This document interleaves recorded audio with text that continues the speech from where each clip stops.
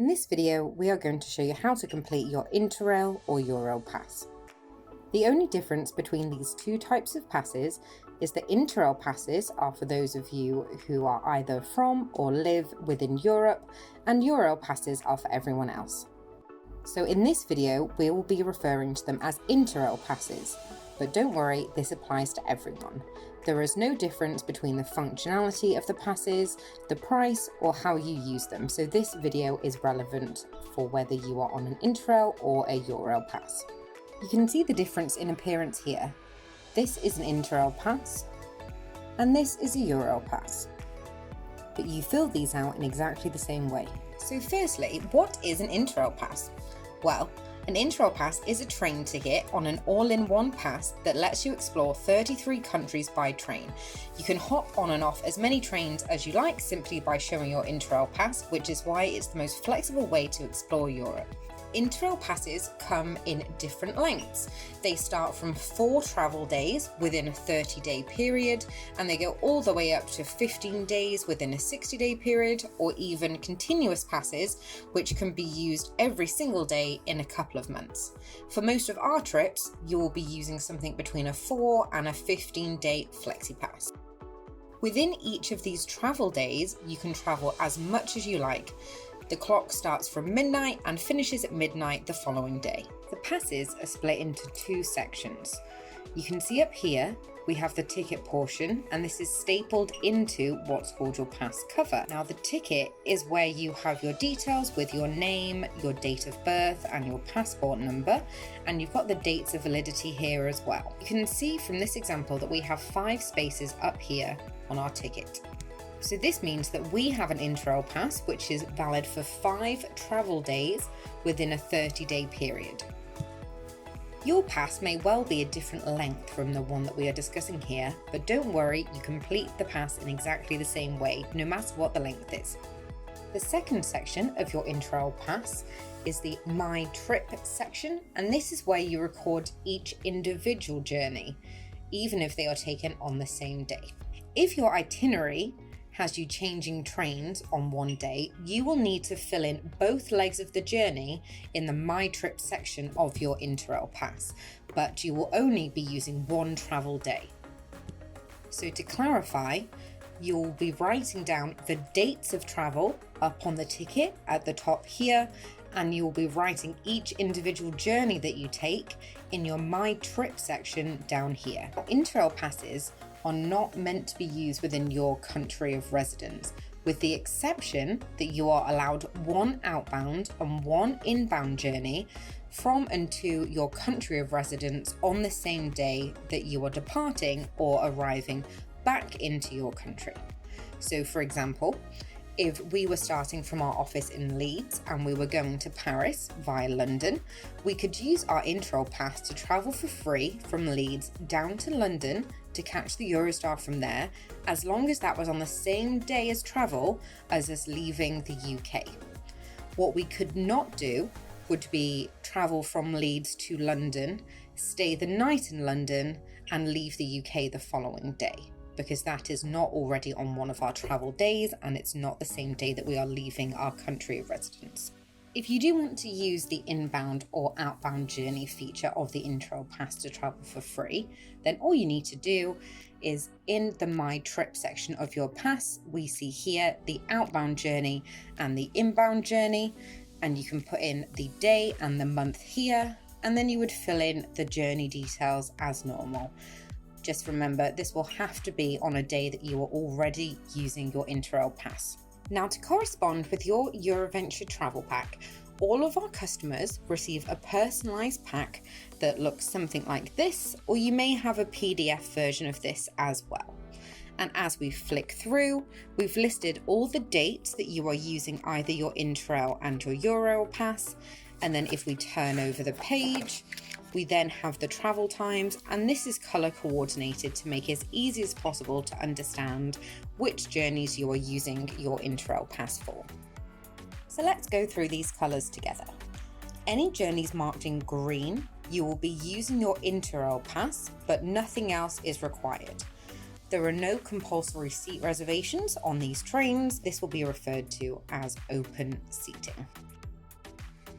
For these journeys in green, you may have a choice of times, and these will all be listed in your travel pack.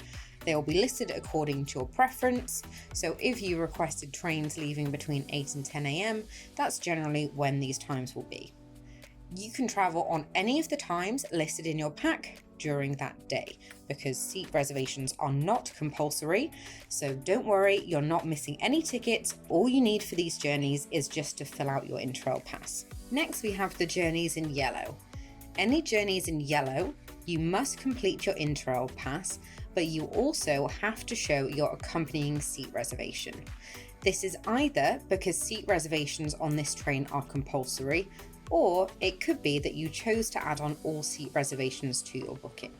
So any journeys in yellow, you must show your pass as well as your accompanying reservation. To give you an example, seat reservations can be printed on A4 paper, and they could look something like this. This is an example of a Eurostar seat reservation. They could also be these small orange tickets, and these would be tucked into your Interrail pass. And finally, any journeys in red you do not need to use your pass for.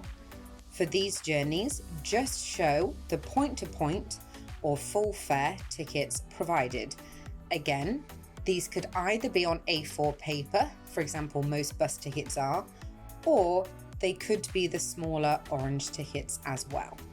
It's really important that you do not use your Interrail pass for any days where the journeys are in red. On all Euroventure trips, we work out the most efficient way to plan your route using Interrail passes, and sometimes along with full fare or point-to-point tickets as well. The reason it's so important not to use your pass on a day where your journey is red is because this will then sacrifice one of your travel days, which you will need later on down the line. This means that once you have then run out of days early, you'll have to pay to buy new full fare tickets on the day of travel, and this can be very, very expensive. Okay, so let's fill in this Interrail pass together. For this example, we are going to say that we are using our pass to travel from Leeds to London on the same day as the Eurostar from London to Paris. So what we're going to do is on the ticket portion at the top, we're going to write in 0106 for the 1st of June. And we're also going to write that in the outbound journey box. Then, still in the My Trip section, on the first line, we're going to write in the 1st of June. Let's say we're leaving at 9 a.m. and we are traveling from Leeds to London, and that is a train. On the same day, we are traveling from London to Paris. So on the line below that, it will still be the 1st of June. The departure time for this is 15:31, and that is arriving into Paris, and again, that is a train. For the purpose of this video, we are going to fill out all these dates at one time. But when you are traveling in real life, you want to leave it as late as possible to fill in this information. If you can, try and fill out your Interrail pass just before you board the train. This means that if there are any changes to your itinerary, or you decide to take a later train, that you haven't made any mistakes on your Interrail pass. Okay, so moving on to pass day 2. Again, this is a yellow journey. So we are using the Interrail pass as well as the ticket provided. So we're going to fill out in the ticket the 3rd of June. And then in My Trip, we're going to fill out the 3rd of June, leaving at 14:22, and that is from Paris to Amsterdam. Moving on to pass day 3, we're traveling on the 4th of June.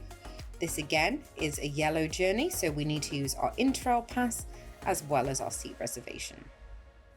So again, filling in the 4th of June on the ticket, going down to the My Trip section of the Interrail pass, and we are departing at 1500 from Amsterdam to Berlin. Now moving on to the next journey in our travel pack, from Berlin to Prague, this journey is in red. So this means that we have a full fare ticket for this journey.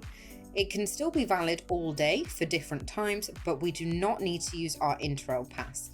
And that's why it's missing from the Interrail dates page as well. So for this journey, we do not need to use our pass. We are just going to show this ticket to board the train. Now next, pass day 4 is the 8th of June. This is Prague to Vienna, and this is a green journey, so there's no set time and there's no seat reservation necessary. So we're going to fill in the 8th of June on our ticket portion at the top.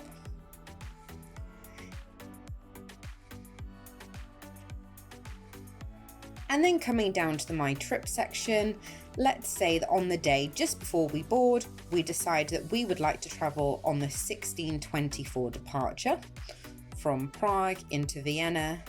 And again, that is a train. And the last journey on our itinerary is a night train from Vienna to Venice that leaves on the 9th of June. You complete the details of a night train exactly as you would do if the train was travelling during the day. So you will still complete the day of departure, not the day of arrival. So for this example, we leave Vienna at 21:27 on the 9th of June. So on the ticket, we are going to fill in the 9th of June. Moving down to My Trip, we're leaving at 21:27 from Vienna to Venice.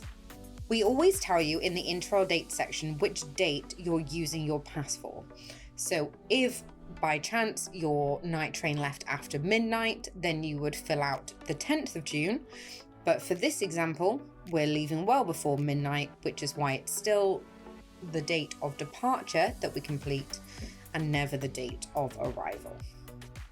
Again, that was a yellow journey, so that's why we've used the pass, and we have the accompanying seat reservation as well. Great!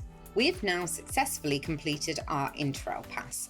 Just remember to read your personalised travel pack and make sure that the Interrail or Eurail dates match exactly with the dates completed on the ticket portion at the top of your pass, and that you have all the corresponding journeys underneath.